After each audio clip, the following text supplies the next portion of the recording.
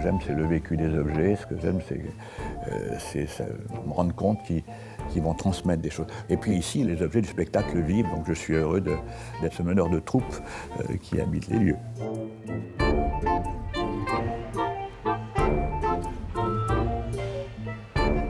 Dans l'art forain, il y a vraiment de tout. On travaille les sujets de manège, les plafonds de manège, les tissus, les théâtres forains, les marionnettes, tout ce qui était présenté fin 19e dans les foires. Walt Disney n'a rien inventé. Hein. Il avait dit un jour, je ferai un parc d'attractions. Mais à l'époque, personne ne savait ce que c'était. Mais il a recopié la fête foraine et tous les parcs d'attractions qui existent en ce moment, c'est une copie des traditions des fêtes foraines. À Paris, le musée des Arts Forains, lieu magique et féerique, abrite la plus grande collection d'Europe d'objets forains et du spectacle. Jean-Paul Favant, le créateur de ce musée spectacle, a su rendre à tous ces objets la parole que leur créateur leur avait donnée. Il y a 40 ans de ça, j'ai commencé à réunir des objets acteurs, des objets qui parlent, les mettre en scène, les faire jouer, enfin, utiliser ma troupe pour qu'elle joue. Et j'ai eu cette idée de monter un musée du spectacle. Dans ce lieu qui suscite l'émerveillement de tous, sont réunies toutes les facettes de l'art forain. Il n'y a pas un art forain, mais il y a différentes catégories d'art, puisque un manège est constitué d'éléments en bois, en fer, en toile, donc ça implique différentes muses qui doivent intervenir. Il y a des sculptures monumentales qui correspondaient à nos sculptures des cathédrales. J'appelle ça aussi les cathédrales laïques. De grands marchés, la foire devient au XVIIIe siècle le lieu du music-hall, du sport-spectacle, des manèges et des théâtres mécaniques. La fête foraine est née avec la révolution industrielle. Il y avait d'abord les mécaniques pour pouvoir déplacer les manèges, la vapeur, les mécaniques pour la motricité des manèges. Et regardez ici, je suis heureux de pouvoir montrer une pièce extraordinaire d'un théâtre mécanique. Quand je parle de mes objets acteurs, c'était des objets qui étaient des acteurs. Ils circulaient sur un rail, on voyait les roues tourner et le mouvement. Pour redonner vie aux acteurs de ce musée, il a fallu parfois un long travail de restauration, comme pour ce manège de vélocipède daté de 1897.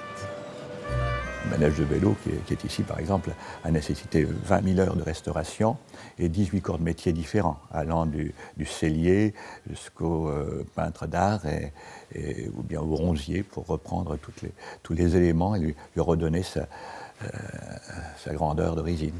Le plus emblématique de l'art forain est la figure du cheval de bois, dont nombre de sculpteurs se sont efforcés de rendre l'expressivité, comme le français Gustave Bailleul. Là, je restaure un cheval de Bailleul, et j'en suis à la finition en fait. Il a été nettoyé, on y a passé le scalpel et on a retrouvé des couches anciennes. Et ce cheval-là, on va le garder en fait tel quel. C'est une des plus belles pièces qu'on ait, celle-là. Des animaux sculptés en bois qui témoignent d'une grande adresse tant des créateurs que de leurs restaurateurs. À l'époque, c'était les adultes qui montaient sur les manèges. Voilà. C'était une façon de se divertir, de sortir, d'aller guincher, voilà. Mais les enfants, non, ils ne montaient pas. Depuis 1605, les forains n'ont cessé de faire tourbillonner leurs manèges. D'aspect différent, la tradition de la fête foraine se maintient à Paris, comme ici avec la fête à Neuneu, instaurée sous Napoléon Ier en 1815. L'inventeur du manège, c'est assez extraordinaire. L'idée du manège, c'est Henri IV qui se trouvait dans son château des Tuileries. Il avait ses écuyers qui s'embêtaient. Il a demandé à un genre d'architecte, qu'est-ce qu'on peut faire? Je voudrais que mes écuyers s'amusent. Ils ont fait des chevaux de bois grandeur nature, avec des poulies. Les forains ont sauté là-dessus, mais ont fait des manèges différents. Ils ont gardé l'idée. Le début du XXe siècle marque un tournant majeur pour la fête foraine. L'explosion de ces manèges, c'est les années 1900 avec l'électricité qui arrive. C'était la fée électrique qui présentait la fête foraine. Donc l'apogée de la fête foraine et de son art et de ses traditions, c'est les années 1900 en France. Et c'est à partir de 1900 que ça a été essaimé dans le monde entier. Depuis, les manèges continuent d'évoluer, mais l'esprit forain demeure.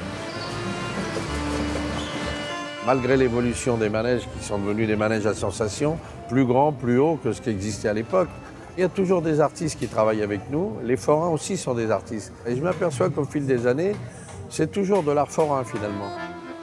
Non considéré à sa juste valeur, l'art forain recèle pourtant de nombreux chefs-d'œuvre qui contribuent à la richesse du patrimoine. La fête foraine est née avec l'expression « fleurie », en dehors de la ville, ceux qui viennent d'ailleurs. C'est peut-être pour ça qu'on n'a pas trop regardé l'envergure du fait social et le côté, la qualité de ces objets. Les gens commencent à redécouvrir cet art, oui, maintenant. Et pour moi, ça fait vraiment partie de la culture française et européenne notamment. La plus grande satisfaction, c'est qu'à chaque fois qu'on arrive, de voir les sourires des enfants quand ils voient la fête foraine arriver. Pour eux, c'est un univers de rêve qui arrive. Bah, il faut continuer ça.